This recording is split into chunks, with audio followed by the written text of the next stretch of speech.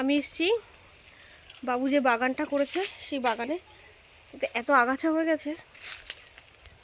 চলো দেখাই, কমলা লেবু হয়েছে অনেক। এটা কি লেবু গাছ? এটা এটা গন্ধরাজ। গন্ধরাজ লেবু গাছ এটা।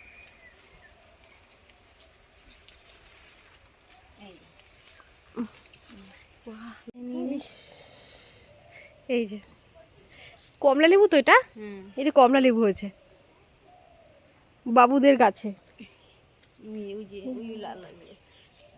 এই যে লাল হয়ে গেছে, মিষ্টি হবে, একটা পেরে খেতে হবে।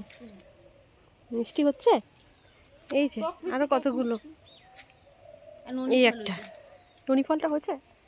হ্যাঁ ননি ফল পেকে গেছে তো মা। ওইগুলো জুস করতে হবে ওই বয়মে দিয়ে। এই যে ননি ফল, সেই ননি ফলের কথা আমি একটা ভিডিওতে আমি দেখিয়েছিলাম। এই যে ননি ফলগুলো হয়েছে, বাহ কি সুন্দর। কি ড্রাগন ফ্রুটের মতন হবে নাকি? এটা একটা পেকে গেছে। এই ছিঁড়েও গেল, যা এটা ছিঁড়ে গেল ননি ফলটা।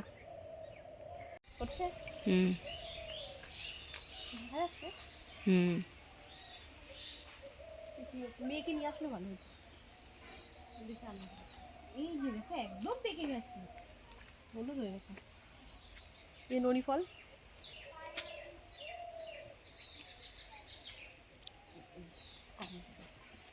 শের বাবা ছিটতেও তো পারছি। দেখি খেয়ে দেখি কেমন, কতটা বড় হয়েছে গাছ। কি বলবো, ননি ফল গাছটা কত বড় হয়ে গেছে আর কত ফল হয়েছে।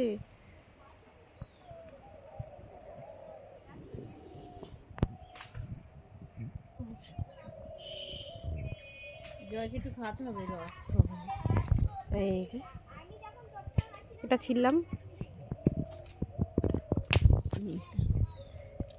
কি সুন্দর ফল। অনেক কটা হয়েছে। তা তো ছেঁড়া হয়েছে, আরো অনেক হয়েছিল। এই গাছগুলোতে হয়নি।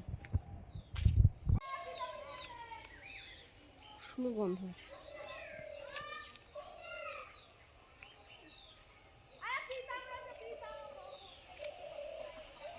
একটু পাকবে, এখনো শক্ত।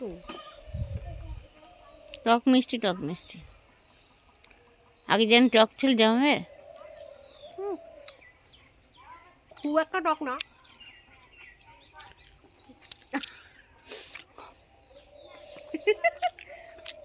আর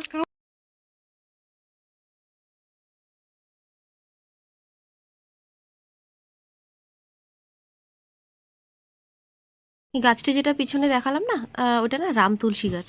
ঠান্ডায় না, মানে ঠান্ডা সর্দি কাশিতে বাচ্চাদের এই রাম তুলসীর পাতা শুনেছি খাওয়ালে ভীষণ উপকার হয়। বড়রাও খেতে পারে, কিন্তু রাম তুলসী গাছটা এত বড় হয়ে গেছে প্রায় আমার হাইটের। চলো এটুকুনি আজকে, টাটা।